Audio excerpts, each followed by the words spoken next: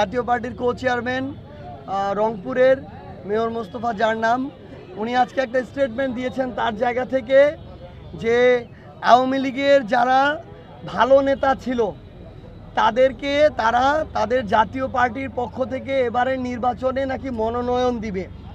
তো আসলে সবচেয়ে বড় কথা কি, ওই যে চোরে চোরে মাসতুতো ভাই, একটা তো কথা আছে।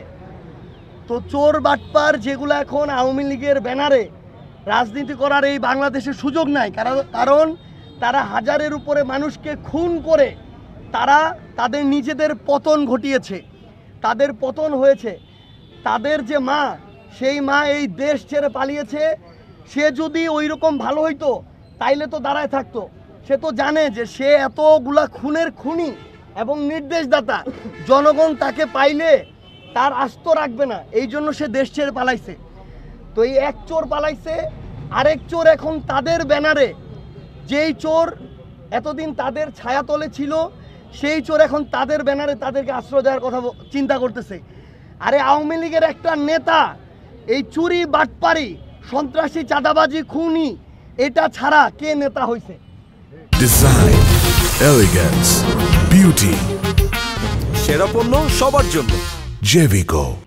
যে নেতা, মানে যে ওই একটা জেলার সভাপতি, সেক্রেটারি ছিল, এই ছিল, ওই ছিল, বিভিন্ন পদে ছিল, আমরা মনে করি প্রত্যেকেই সকল অপকর্মের জন্য দায়ী।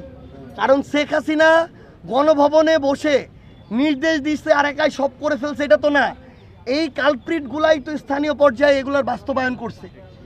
এই প্রত্যেক কালপ্রিট তো এই স্থানীয় পর্যায় থেকে শেখ হাসিনাকে ধীরে ধীরে স্বৈরাচার করে তুলছে।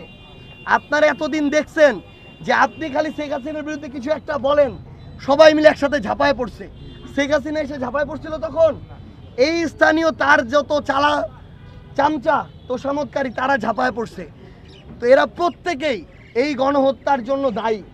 এখানে ভালো নেতা খারাপ নেতার কিছু নাই।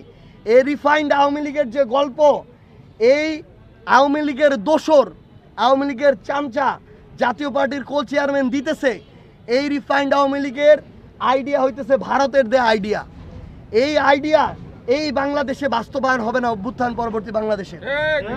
আমরা স্পষ্ট করে একটা কথা বলি, এই বাংলাদেশে যারা 2009-এ বিডিআর হত্যাকাণ্ড ঘটিয়েছে, শাপলায় আমাদের আলেম ভাইদের উপরে নৃশংস হত্যাকাণ্ড ঘটিয়েছে, এই 24-এর অভ্যুত্থানে হাজারের অধিক ছাত্র জনতাকে খুন করেছে, সেই খুনিরা এই বাংলাদেশে কখনো রাজনীতি করতে পারে না।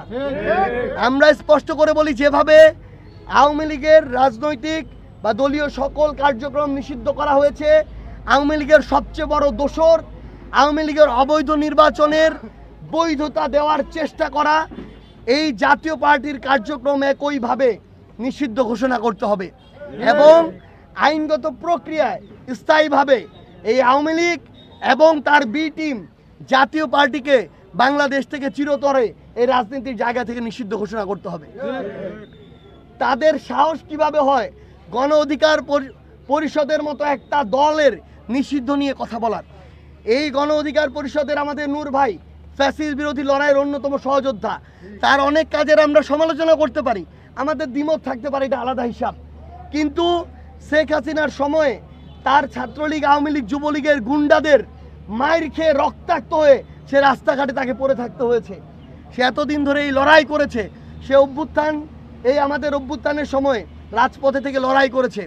তারা রাজপথ থেকে গণমানুষের সমন্বয়ে সংগঠিত হয় একটা দল। তাদের আলোচনা সমালোচনা থাকতে পারে, কিন্তু যারা এই কথাটা বলে তাদের অস্তিত্ব যে সংকটে, তারা যে অপরাধী, তারা যে অপকর্মের দোষর, এই জন্য তাদের এখন মাথা ঠিক নাই। কি বলতে হবে না বলতে হবে এটাও তারা বুঝতে পারছে না, এই জন্য তারা এইসব পাগলের প্রলাপ বলছে। আমরা অন্তর্বর্তীকালীন সরকারকে স্পষ্ট করে বলি, আপনাদের এই ধরনের ফ্যাসিস্টদের, দোসরদের প্রতি নমনীয় আচরণ আপনাদের প্রতি বাংলাদেশের মানুষের আস্থার সংকট তৈরি করছে। আপনারা শুধুমাত্র একটা গতানুগতিক সরকারের দায়িত্ব পালন করার জন্য যায়েন নাই, আপনারা এতজন মানুষের জীবনের রক্তের উপর দিয়ে সংস্কার করতে গেছেন।